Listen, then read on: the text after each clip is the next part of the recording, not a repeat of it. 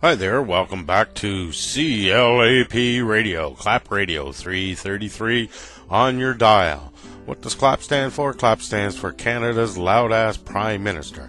And that's me, Prime Minister Gulliver. How are you this evening? Here to talk a little bit about outsourcing and free trade. Ooh, that sounds like so much fun. Well, it sucks. But, you know what? First I'm going to try to get in focus. Get me into focus. I can't focus. Give me some Ritalin. Man, we drug our kids a lot. I tell you, the kids in the schools, at elementary school, man, they got more friggin' stash than the rest of us put together. It's ridiculous what we're doing to our children. Anyway, how did I get onto that? That was called a digression. I digress. So, free trade. Well, free trade has its benefits. One of the things is it helps to create some development in the underdog country, let's say, and that can have some good benefits. It tends, though, also in that development to work within an environment that is not so environmentally conscious, let's say. Not that we're doing any great shakes here in North America, but the environmental rules in Honduras, let's say, I don't know that for a fact, or in China, are not up to date. They're not. The means of production is based on older technologies, including almost entire need for oil and coal burning mechanisms to fuel the economy right now in China.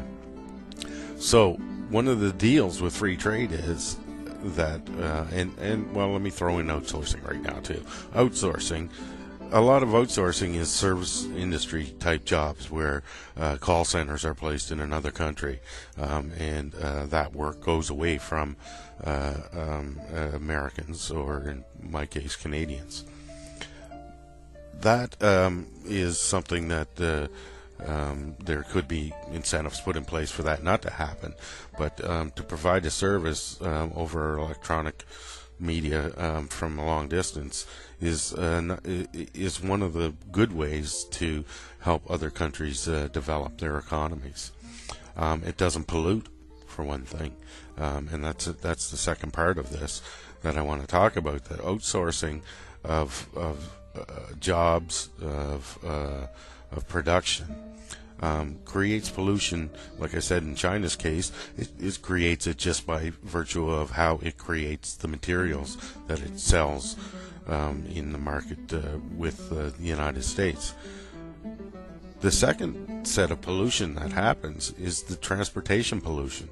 It costs tremendous amounts of oil to get to ship stuff all over the world the way that we do today, and each chunk of oil has wrecked up the environment getting it out of the ground, and it spits it out and wrecks up the environment on its way to move your Lego toys from China to Philadelphia.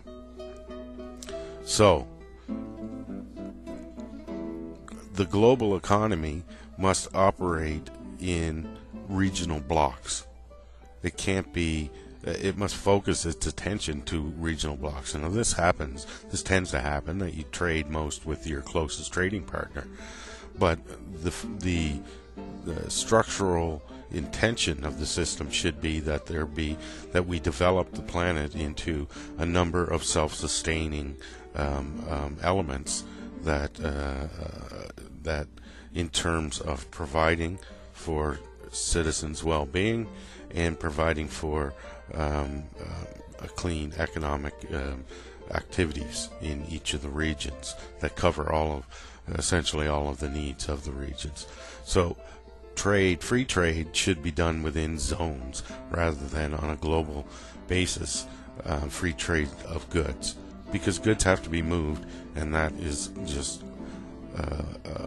ridiculous when it comes to environmental concerns.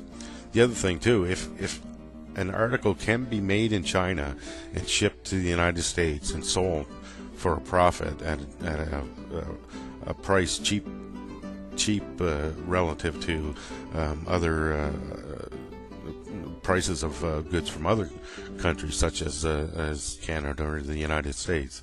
If it can be done that cheaply, then somebody's getting screwed in the end, and you know who it is. It's the person making the Tonka truck or making the wind-up doll or whatever it happens to be.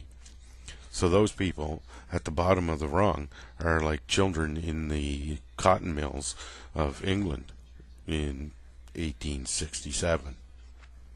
So, a lot of downfalls to the global economy as it's emerging now, that it's a global free-for-all, while some order needs to be taken and some objectives set, not to constrain, but to guide and to mentor and to provide a template for moving forward. And thank you. That's all we have from Clap Radio today. 3:33 on your dial. Running out of time. Got to go to the can.